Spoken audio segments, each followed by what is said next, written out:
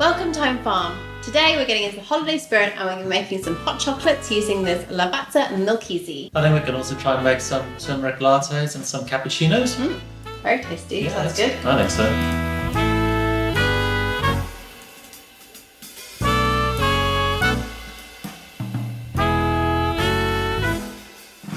So I'm a big tea drinker, not so much a coffee drinker. I probably only have about 2 coffees a year, and if I do, it will be a cappuccino or a latte. You are the coffee drinker in the house, and you typically have a black coffee, but you do it like the occasional latte or cappuccino. Oh, for sure. I enjoy lattes and cappuccinos very much. It's just always been a bit of a hassle to make, really. So I'm hoping that your new Lavazza MilkEasy is going to make it easy. So this is a milk frothing machine.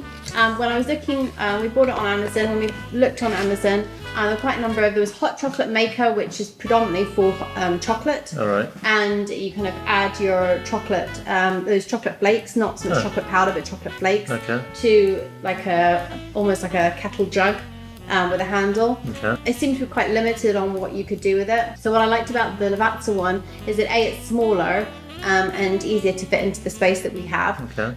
But also it says that it froths milk, it warms milk, and it froths cold milk. So you've got your starter guide, so we'll open that and have a look at that. I think it just comes on a stand. I'm just going to plug that in. So this is the kettle base? Yeah, it's got, most of them I've noticed have got these clear lids, so I think you can see what's happening inside. So it's basically just like a Teflon space inside. There's no other attachments or anything like that. And then you get basically this bit that's going to swizzle around. This is the frother, and this is loose, and it just magnetizes to the bottom. Clever. Yeah, of the inside, so that you can easily take it on and off. So then that is just your little plastic triangle, and this is kind of a dangly spiral, and it just goes in and just magnetizes. Clever. So it says the first use, you want to basically sanitize it. So they want us to fill it with water, put it on a setting, and let it go through its typical kind of foaming, warming setting, so that it just has some hot water in there, so it sanitizes nice and easy. So let's do it. So I've got the hot chocolate out and the turmeric latte, so let's make a hot chocolate.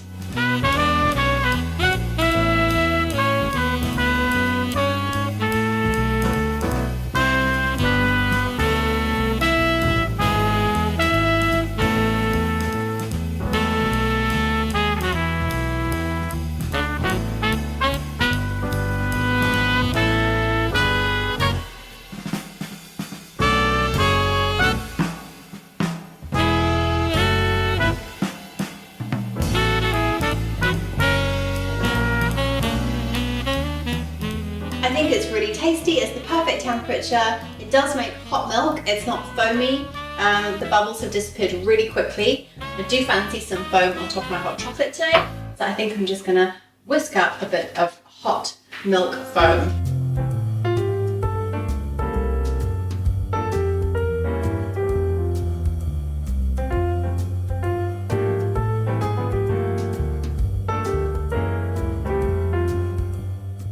No, that's very nice. I'm not a huge hot chocolate drinker, that's good. Yeah. Once you've done your little frothy bit for your hot chocolate, I think I might just put the frothy attachments to work and make myself a cappuccino.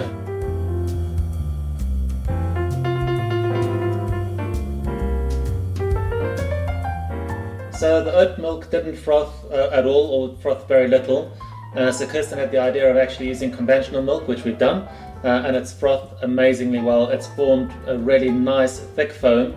So I've made myself a coffee now, and I'm going to have a cappuccino.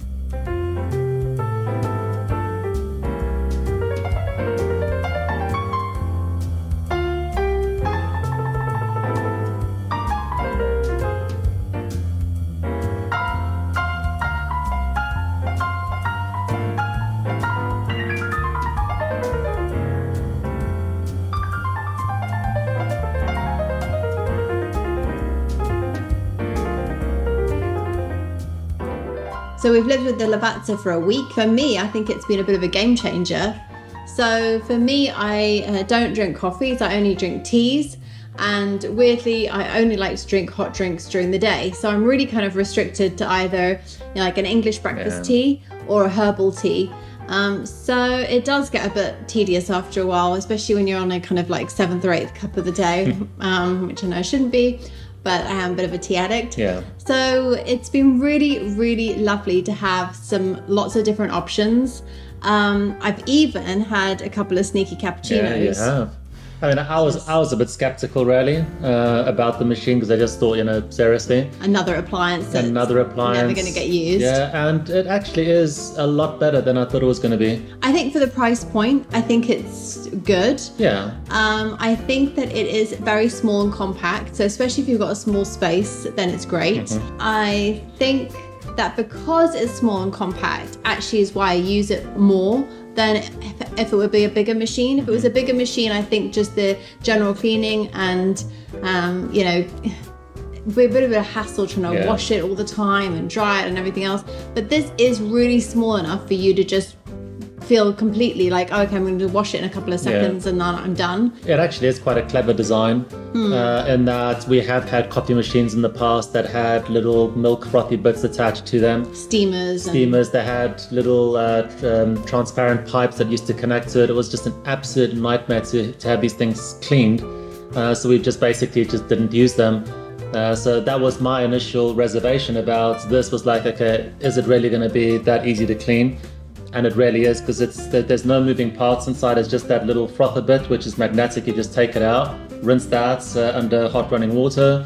And the actual unit itself, because it's got that kind of Teflon thing inside, it's actually so easy to just wash out with a sponge. Yeah. A lot easier than I thought it was going to be. You've literally got 3 parts to wash. You've got the lid, the little magnetic swirly thing, and then the actual unit itself. I would say that I use it now as much as I use my kettle.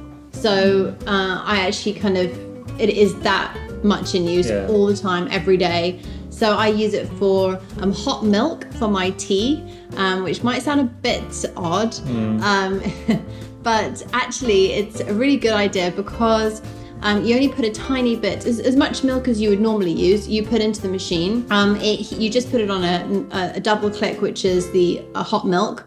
So it just heats up the milk. Once you've made your tea, I know obviously everybody makes their tea differently, and in the UK we're very passionate about how we make our teas. So I take the tea bag out and I have my black tea, and then I pour in the hot milk. Now what is clever about that for me is that I have a tendency to walk away from my tea and leave it. So when you're adding cold milk from the fridge into hot tea, that drops the temperature, then you walk away and forget about it. By the time you come back, it's stone cold. By adding the hot milk to it, I walk away from it, I come back, and it's still very warm. So it's actually making me drink my tea in a more enjoyable, rather than kind of coming back and having to down a whole, mug of really stone cold tea. And then I'm having loads of hot chocolates with what I'm doing actually is, because you can't get a full mug. I can't get a full mug out of the one container. And at the beginning I was thinking, oh, that's a real bummer that you can't just heat up a whole mug of hot chocolate in one go. Actually, it's worked out quite well for me, because I actually prefer it. Because what I do is I'll make my hot chocolate with the paste. I'll make hot milk to the maximum. Then I'll pour that in, and that's typically about half a mug. And then I'll go back in and pour in, because I'm using oat milk for that. So then we know which milks froth better. So oat milk doesn't really froth very well. And I'm using the barista oat milk, and it's still not frothing nicely. Soya milk froths beautifully. Oh, amazingly well. And dairy milk froths beautifully. So then what I'll do is I filled it up with my hot chocolate oat milk to here.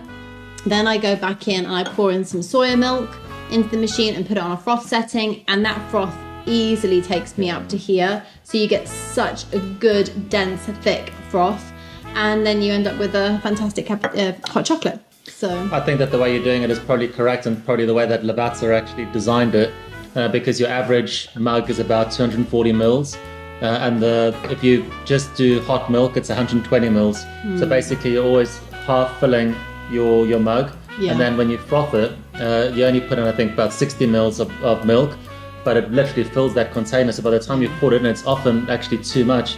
Yeah, that is what my tip for the machine is: don't go over the markers. Yeah. So for example, if you think you pour in your milk and Definitely. it goes to the foam line and you think, oh, that's not very much, and then you try and chug in a whole bunch more, I wouldn't do that. Just see it first, because actually the way that the machine volumizes the milk, it actually a little bit of foam actually does expand a lot. I'm really into it. I really love it. It's, for me, the Lavazza hot milk, easy milk, is it called? I think so. And the kettle is now my two appliances that I use religiously every day for different things. It's great with anything. The turmeric lattes, the coffee lattes. The cappuccinos are fantastic. I haven't actually had a latte yet, but then it's basically the same premise as making a hot coffee anyway. So you just make an espresso. Our espresso machine's not working at the moment, which is why we're not doing it. But you basically just take an espresso and you just make that with hot milk. Same concept as your hot chocolate. I think I'm kind of bummed out that we didn't kind of buy it and try it out and kind of fall in love with it before Christmas, because by the time we got it and now this week we've been using it, I've finished my Christmas shopping and everybody's done and wrapped and couriered and stuff, and I kind of feel like it would have been such a great gift for people this year. It's really fun. You can do so many different drinks with it.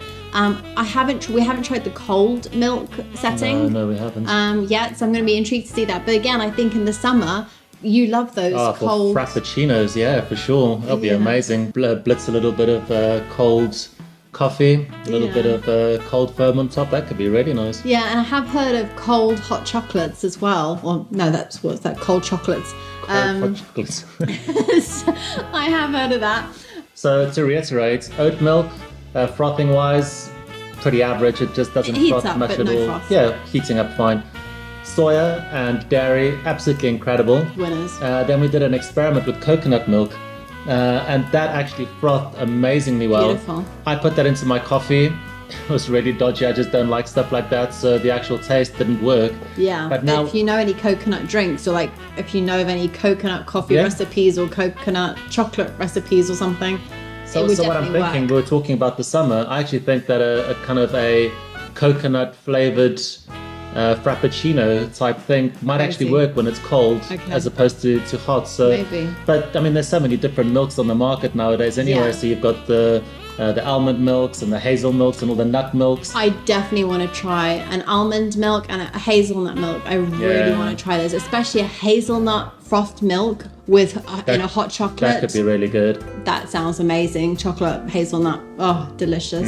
I think it's definitely worth it. I think it's a brilliant gift for someone. I think if you're thinking you want to start heating up your milks and you don't want to have it on the pan, on the stoves, especially for people either with disabilities or elderly people, senior, I would definitely have bought this for my late grandfather. I mean, for sure I would have bought it for him. It's a really safe way for him to have heated up milk. As opposed to using pans or stuff, Definitely, and stuff overflowing, and so I mean, even from a safety perspective, it's so much safer. I like the fact that Lavazza, it feels well built. We haven't had any issues with it. No, it's sturdy. It's very well made. Yeah. And I always like to throw a little bit of sustainability into our reviews. Yeah. So I have connected our Eve Smart Plug to the actual machine so we can monitor how much energy it consumes. And I was actually quite heartened by the fact that it actually doesn't use very much. So when we actually heated up the milk, it consumes about 16 watts. It might not mean much to you, but that's not very much electricity. And when you actually boil the kettle, we've got the Breville that just does the single shot of hot water. That was double the energy used. So I can imagine. The energy consumption of this little easy milk is actually very low. I think it's a winner. Great job, Lavazza. We like it. We hope you enjoyed this video and it's been useful, and we've shared our thoughts with the easy milk, and if you're thinking about trying it out, it's recommended. We'd recommend it to friends and family. Thanks for watching, and we'll see you on our next video. Thanks. Bye-bye.